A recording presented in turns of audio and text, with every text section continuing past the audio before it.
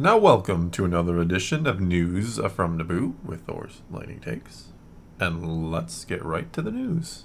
Well, we finally have gotten some information on Skeleton Crew, including the release date. Dun dun dun. December 3rd. Do we know if it's like a one episode premiere? They just or said like it will two? premiere. It didn't say Do we know how many exactly. episodes in the season? No. Is it like an 8? Because that seems I have pretty a feeling standard. we're going to get that information at D23, which is coming up quickly. Trailer as well, Trailer. perhaps? I'm assuming trailer. I have got some hopes for D23. We'll see how much we get. Yeah, that's a couple weeks away, right? I wouldn't mind an Andor trailer at that time either. Yeah, I Maybe love giving an us a Andor hint trailer. at when that's coming. With this coming in December, I'm going to say like a March, I mean, if right? it's too... Maybe. Hopefully. I'm assuming that it's not going to be more than 8 episodes, because for some reason they're really set on the number 8. So by the end of January, Skeleton Crew will be over. So maybe April? Probably April, Maybe not March. May the March is 4th? optimistic. I think they'll push it out, because I don't know what else they've got for next year. But you know Nobody what? knows. Let's get into this interview. Okay. First off, we know that Jude Law's character is Jad Nawood. Jude Nawood? Wood? Nawood. Okay. Nawood.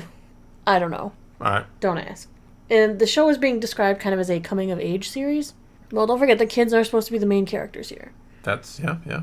This one at one time was described as Stranger Things, Amblin, Goonies, all that stuff. Yes. Which these pictures very much give me that vibe, too. Mm-hmm. Like, very much give me that vibe.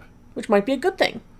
Might be a good thing. Might be a not good thing. The show's Who knows? official synopsis, as a reminder, is when 4 kids make a mysterious discovery on their seemingly safe home planet, they get lost in a strange and dangerous galaxy.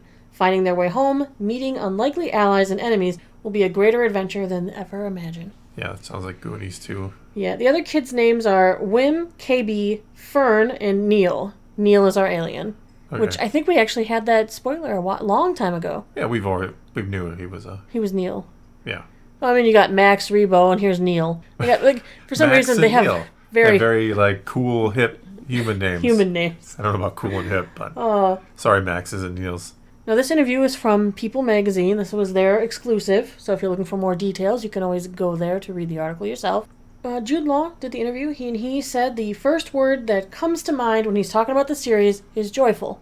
He says that, the viewers are going to get to watch the kids kind of maneuver through places where they shouldn't be, seeing children in a Star Wars environment. He said it was thrilling and very, very unique. Is it going to be Wizard? Maybe. I wouldn't be... Come on, one of these kids is saying wizard. At Maybe least all of one. them. They'll They're see all one gonna thing and say they'll be wizard. like, wizard! I don't know if that's a good thing or If a bad Mando thing. can say it, the kids can say it. Oh, that's right. He did say it, didn't he? Yeah, don't forget. Don't forget. He says it's a fun place to be, the Star Wars universe, and there are a lot of great references to old films and recent episodes and series. There's a lot of originality, and I hope it will bring the feeling of fun to those who watch it. Okay. I could do with some fun. I'm always all right with fun in Star Wars, yeah. He says that the younger cast members are in a constant state of confusion and jeopardy and challenge. That this is very much a piece about working together, overcoming fears, overcoming perhaps one's opinion of oneself and one's own weakness in order to succeed. So a coming-of-age story, from what he's describing, that's exactly what they are. A kid growing from experiences to become a newer version of themselves. Better version. A better, we can be stronger. He says he had a wonderful time making this with everyone involved. He says that working with those child actors, those 4 in particular, who worked with him, were very close, and they had great fun, and they were incredibly professional. He was immensely proud to be a part of the crew. The creators, John Watts and Christopher Ford, also kind of said some things about the bond between the young actors and Jude Law on set. He said because he's with the kids all the time, of course referencing Jude Law, he's also kind of felt like the co-director, co-producer with us, and he's like the co-acting coach. Giving the kids tips. They would look to him. He really became sort of a mentor figure to the kids as well. And he didn't have to do that. He just did it because it was nice and it would make things work great. Well, yeah, I mean, why would you be at odds with the kids you're working with? That wouldn't make much sense. Yeah. But yeah, I mean, it's still cool he did it. I'm not trying to take anything away from it. John Watts has also named the mysterious droid who we saw in some promotional stuff that kind of leaked out. Like SM-33, is that what it was? It is SM-33. Okay.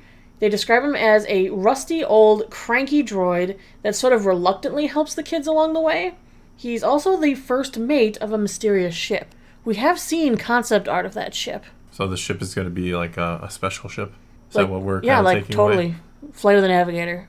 Oh my goodness. Talk about some 80s classics.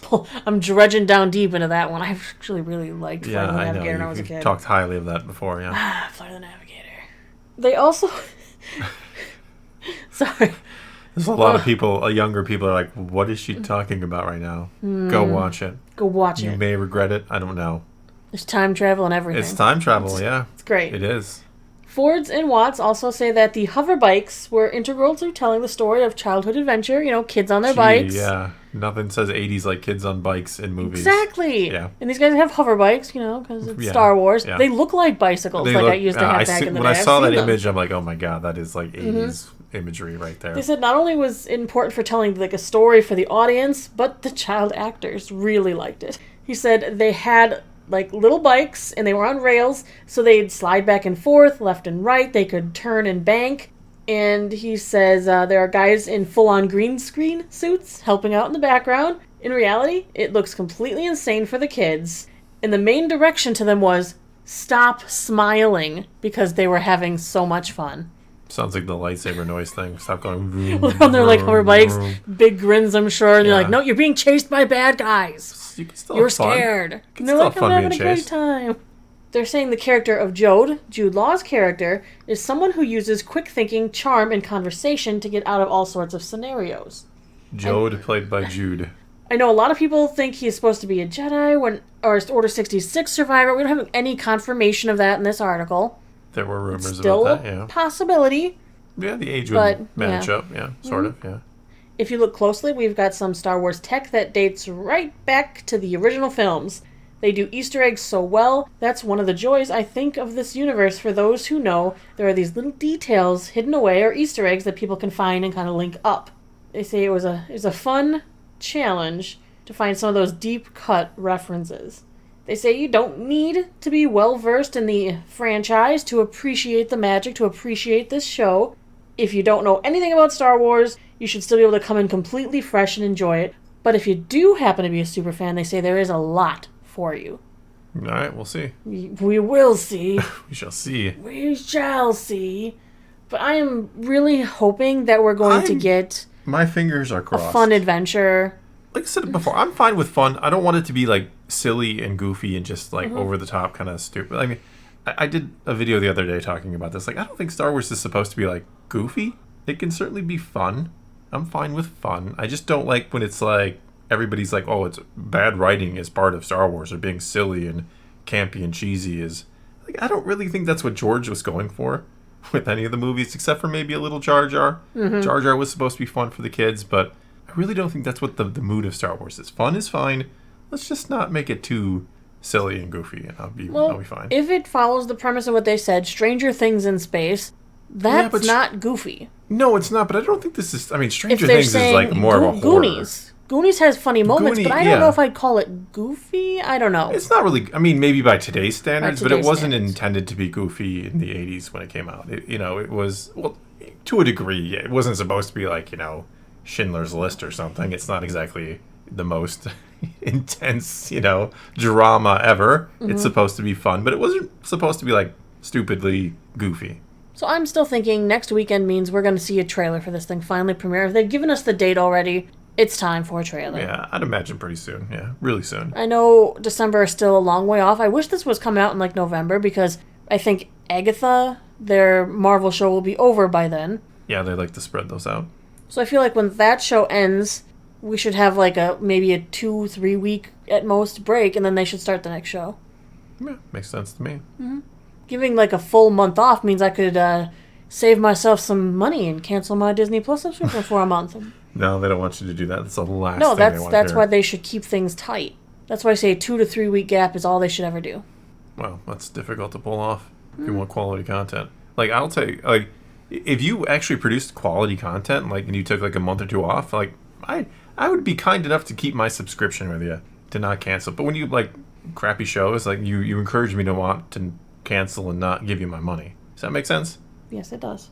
Anyway, I think that's all we got for you this time. Now it is your turn to take to the comments below. Tell us what you think of Skeleton Crew. Are you excited? What do you think of these images? What do you think of the plot and some of the little details we got? Whatever the case may be, leave a comment below. Let's talk some Star Wars, and until next time, thanks for watching.